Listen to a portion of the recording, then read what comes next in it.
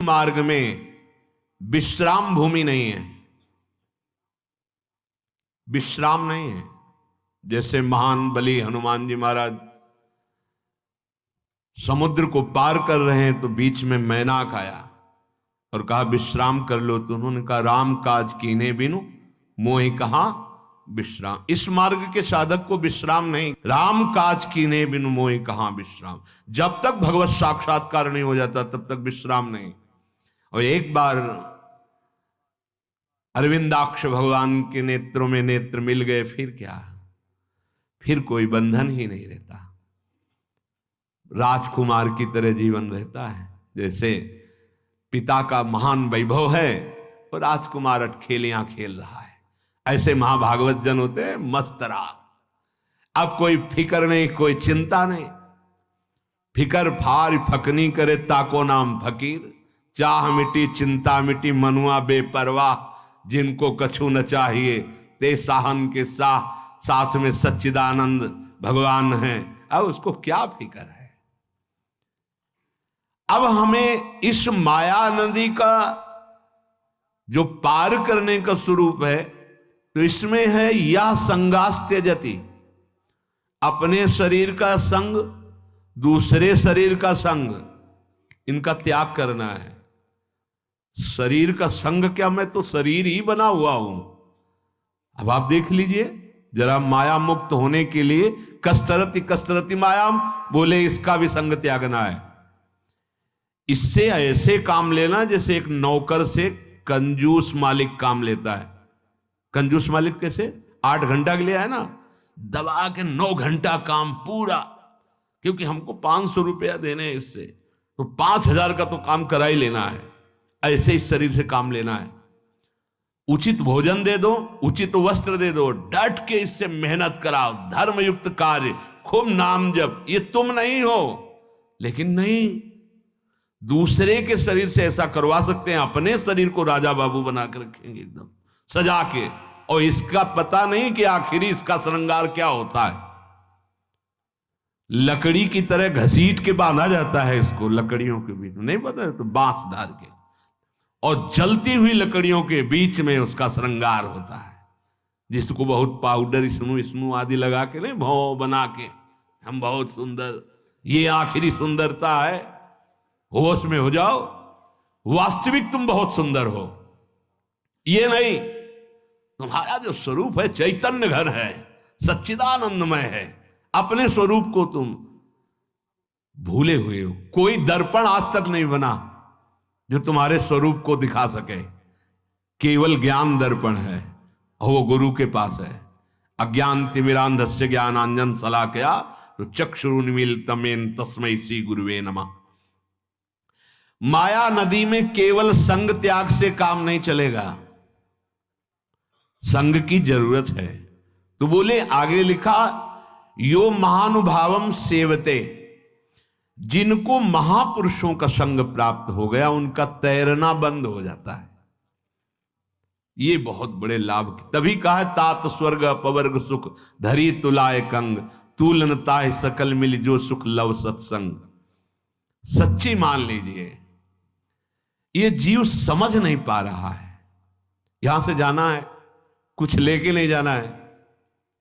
भैया, जो लेके जाना है उसको क्यों भूल रहे हो? राधा राधा राधा राधा राधा, यही तुम्हारे साथ जाएगा। और ये यहां की भी व्यवस्था बहुत सुंदर करेगा। हृदय अगर शांत है, थोड़ी देर एकाग्रता पूर्वक सोचिए, हृदय शांत है, मन प्रसन्न है, आपके पास बाहरी वस्तुओं की कमी है तो आप सुखी हैं। बहुत बाहरी वस्तुएं हैं, हृदय अशांत है, आप बहुत दुखी हैं। ए भाई, ये मत सोचो बहुत बड़ी बिल्डिंग, बहुत बड़ा वैभव, अंदर से एकदम गरीब पाया गया। वो धनी है जो शांत चित्त है, भगवत स्मरण करता है, नमक रोटी भले खावे लेकिन संतोष रूपी धन है, नाम रूपी धन। विश्वास मानिए, आज आप बाहरी स्थितियों पर भटकते चले जा रहे हैं। हमारे साथ लोग नहीं, तबाही चलती है। गुड्डू भस्मासुर है, स्वयं का सत्यानाश करेंगे। गुड्डू पंडित कौन है?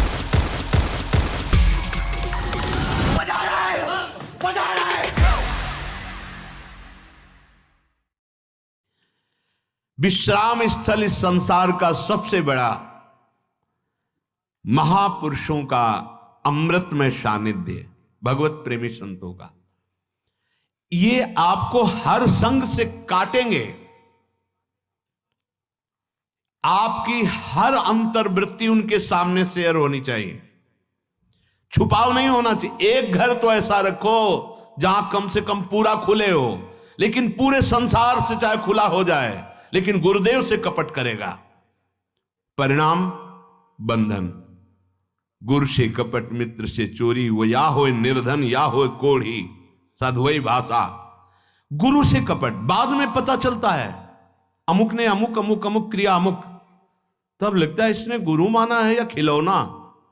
नहीं नहीं, इसने गुरु नहीं माना, ये केवल अपने धन और वैभव के द्वारा ये दान पुण्य करने वाली बात केवल सोच रहा है, इसने गुरु नहीं माना। यदि गुरु माना होता तो मां की तरह सलाहकार गुरु होता है कि हम ऐसा करना, हमारे अंदर आया ही क्यों ऐसा करना है। हम तो शांत बैठे हैं और शांत होना चाहते हैं, विश्राम स्थली में जाना चाहते हैं, श्री जी के चरणों में। हां, आप बोलो वो करने के लिए हम तैयार हैं, आप नहीं बोले तो हमारे लिए वही कर्म है, मंत्र नाम वाणी जो आपने दिया है विरक्त मार्ग के पथिक के लिए। यहां फैलाव फैलाने नहीं आए, यहां समेट करके चलना है, समेट कर पास कुछ नहीं रखना है, केवल राधा नाम। हमें किशोरी जी के पास जाना है, मानना ही नहीं, मानना ही नहीं है। अगर आप अनुमति ले लेते हैं तो आपका क्या कुछ चला जाएगा क्या? हमारे मन में ऐसा आता है कि ऐसा करूं, तो अगर वो कह देते नहीं करना मत करो, हां करो तो तुम्हारा मंगल होगा, जो भजन से काम बन जाएगा। सच्ची मानिए, अगर गुरु आज्ञा हो जाए तो साधारण से साधारण व्यवहार का फल मोक्ष पद को भी लघु कर देने वाले, प्रेम प्रदान करने वाला होगा। इतिहास साक्षी, महाभारत में देखो, गुरुजनों ने आज्ञा कर दी ऐसा करो, साधारण क्रिया है। जाओ खेत की क्यारी को बांधो, वर्षा हो रही है, कहीं पानी हमारे खेतों से बाहर निकल जाएगा तो उपजाऊ भूमि में बाधा पड़ जाएगी। जी गुरुदेव गए, मेड़ बांधने की कोशिश की, उनको आता नहीं था मेड़ बांधना। सोचा गुरुदेव ने आज्ञा की पानी नहीं निकलना चाहिए, तो ऐसे करवट में लेट गए और ऐसे ऐसे मिट्टी समेट ली, बन गई मेड़। अब अगर उठते हैं तो मेड़ टूटती है, गुरु आज्ञा का उल्लंघन होता है। बस केवल सांस लेने के लिए गर्दन ऐसे। पूरी रात्रि व्यतीत हो गई, दिन हो गया, नहीं आए गुरुदेव। शिष्यों के सहित वो शिष्य नहीं आए, बोले गुरुदेव आपने मेड़ बांधने की आज्ञा, महाभारत में है, भगवान व्यास देव जी ने लिखा है, तो चलो चलते हैं खेत। आवाज लगाई, हां गुरुदेव कहां है तू? गुरुदेव मेड़ बना हुआ हूं, क्योंकि मेड़ मुझे बांधनी नहीं आती थी और पानी निकलना नहीं, आपका आदेश ऐसा था, तो शरीर को नजदीक गए, उठो जाओ, संपूर्ण वेद तुम्हारे अंदर बिना पढ़े जागृत हो जाए। तत्वबोध हो गया, एक क्षण में तत्वबोध हो गया। जो ज्ञान के पंथ कृपाण के धारा, बहुत बड़ा दुर्लभ पद, वो एक क्षण में गुरुदेव ने दे दी। विश्राम स्थली है महापुरुषों का आश्रय। ये जो बुद्धि की दौड़ भाग आपकी है ना, वो इन्हीं 3 गुणों के तारों में ही जा रही है सारी आध्यात्मिक बिजली। सतोगुण रजोगुण तमोगुण, सतोगुण तो बहुत थोड़ा, रजोगुण और तमोगुण बहुत बढ़ा हुआ है। सही पूछो तो केवल तमोगुण में ही जीवित है। कैसे आप भगवत प्राप्ति, कैसे?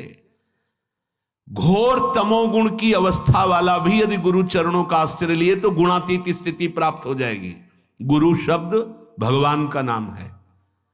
अगर हम उनके आश्रित हो जाएं, उनकी आज्ञा पे हो जाएं, हर हमारे हृदय की एक एक वृत्ति के ज्ञाता गुरुदेव है, तो हृदय की स्थिति प्रियालाल में हो जाए। मान जाओ मेरी बात।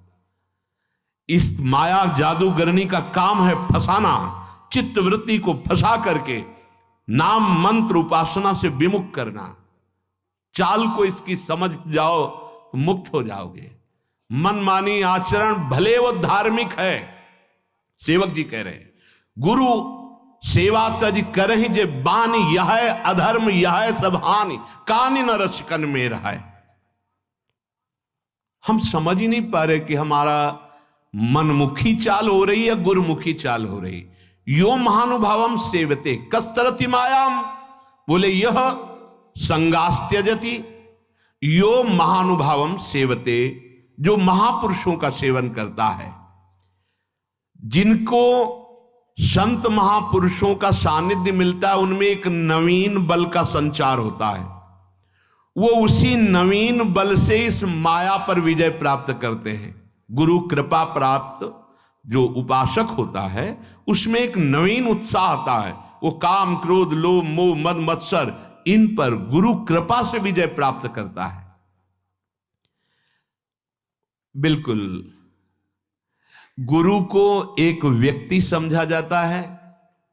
बस हमने गुरु मंत्र ले लिया है तो कुछ दक्षिणा भेंट आदि, ना हमारे शरीर पर अधिकार है कि उनकी आज्ञा के अनुसार शरीर की चेष्टाएं होंगी, ना मन पर अधिकार है कि उनकी आज्ञा के अनुसार हम मन चलाएंगे, ना वाणी पर अधिकार है। अगर गुरु कृपा न करें माता की तरह तो ऐसे अपराध भरे वचन बोले जाते हैं, ऐसे अपराध भरी चेष्टाएं की जाती हैं, ऐसे अपराध भरे संकल्प होते हैं कि अगर उनका दंड मिले तो रौ रौ नरक सिर्फ मिले। गुरु अल्पज्ञ नहीं है, वो सर्वज्ञ है।